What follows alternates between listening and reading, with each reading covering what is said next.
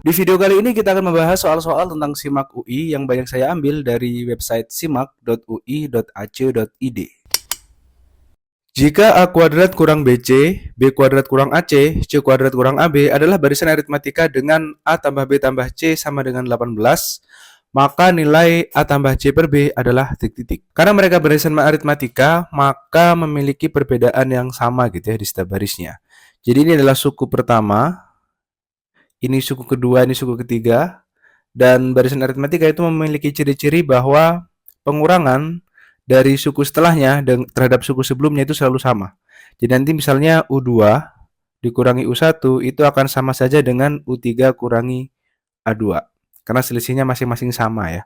Nah, U2-nya di sini berarti kan B kuadrat dikurangi AC, U1-nya adalah A kuadrat dikurang BC, kemudian U3-nya C kuadrat kurang AB, U2-nya berarti B kuadrat dikurang AC.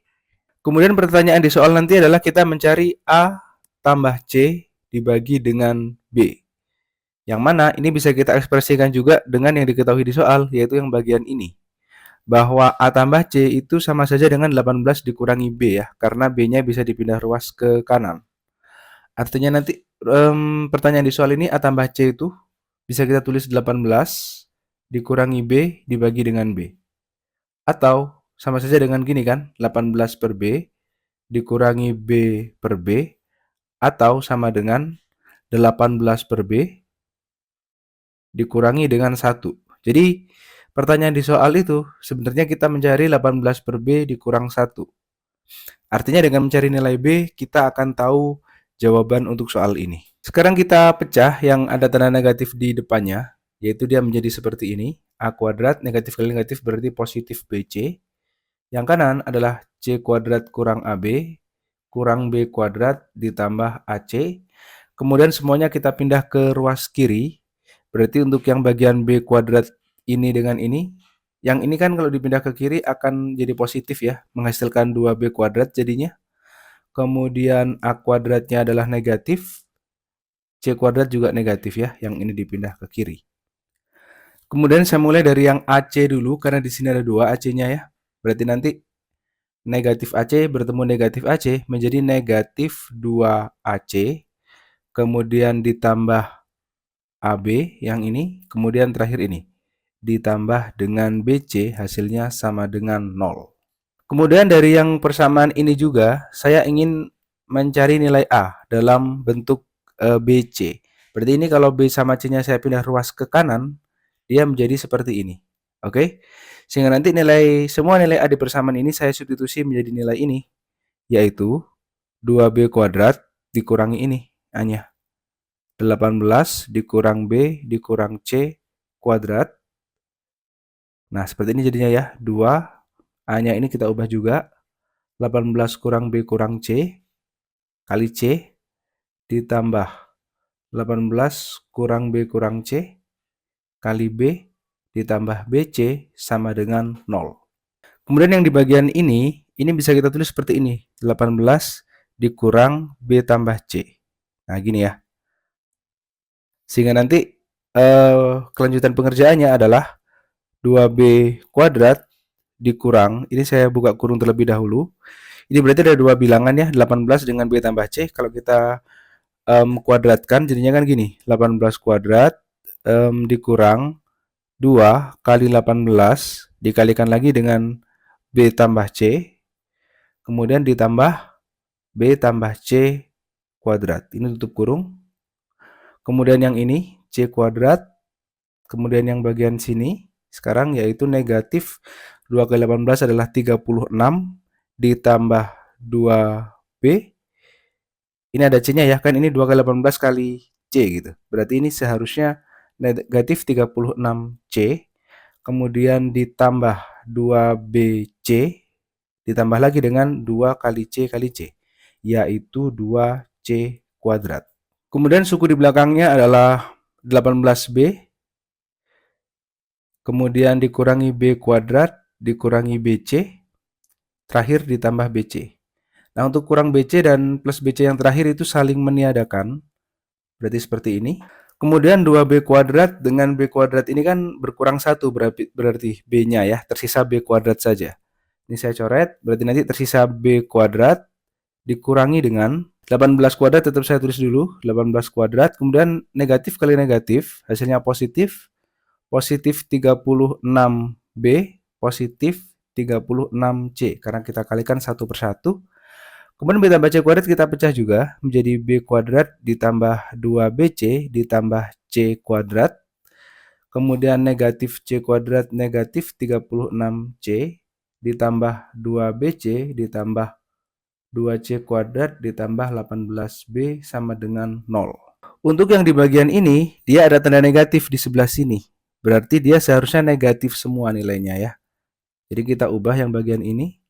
Negatif b kuadrat, negatif 2bc, kemudian negatif c kuadrat. Seperti ini. Kemudian b kuadrat ini dengan b kuadrat yang ini akan saling meniadakan. Kemudian c kuadrat, negatif c kuadrat dengan negatif c kuadrat itu saling meniadakan dengan positif 2c kuadrat. Setelah itu 36c yang di sebelah sini saling meniadakan dengan negatif 36c.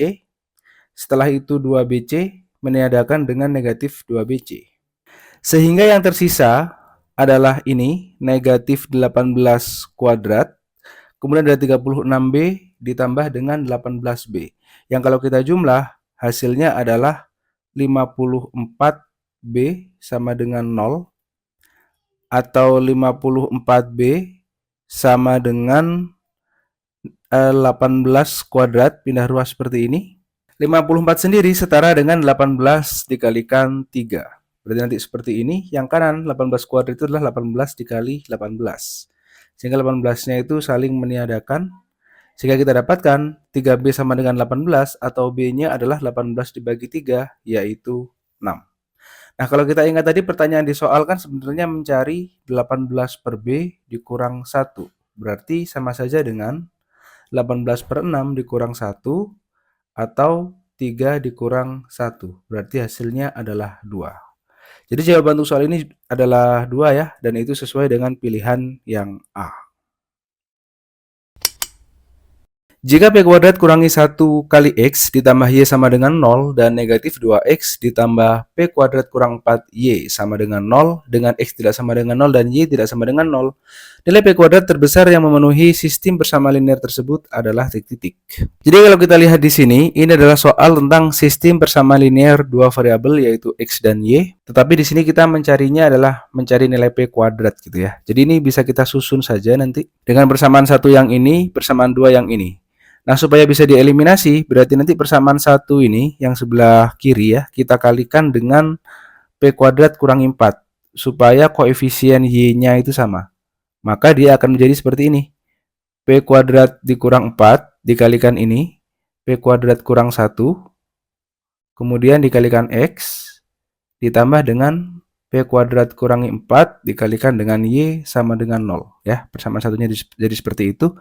Kemudian yang persamaan 2-nya tetap, berarti nanti negatif 2x ditambah p kuadrat kurangi 4y sama dengan 0. Kemudian ini kita kurangkan seperti ini, maka yang ini akan saling meniadakan ya, karena sama semuanya ini. Yang suku kedua, yang suku pertama menjadi seperti ini, p kuadrat kurangi 4, kemudian p kuadrat kurang 1x dikurangi negatif 2x, berarti sama saja dengan ditambah 2x sama dengan 0, atau p kuadrat kurang 4, setelah itu p kuadrat kurang 1, x sama dengan negatif 2x. Nah, di sini dikasih keterangan bahwa x-nya itu tidak sama dengan 0.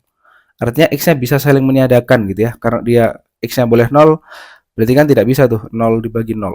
Setelah itu kita jabarkan dulu yang sebelah kiri, p kuadrat kali p kuadrat adalah p pangkat 4, kemudian negatif p kuadrat ya, ini kali ini.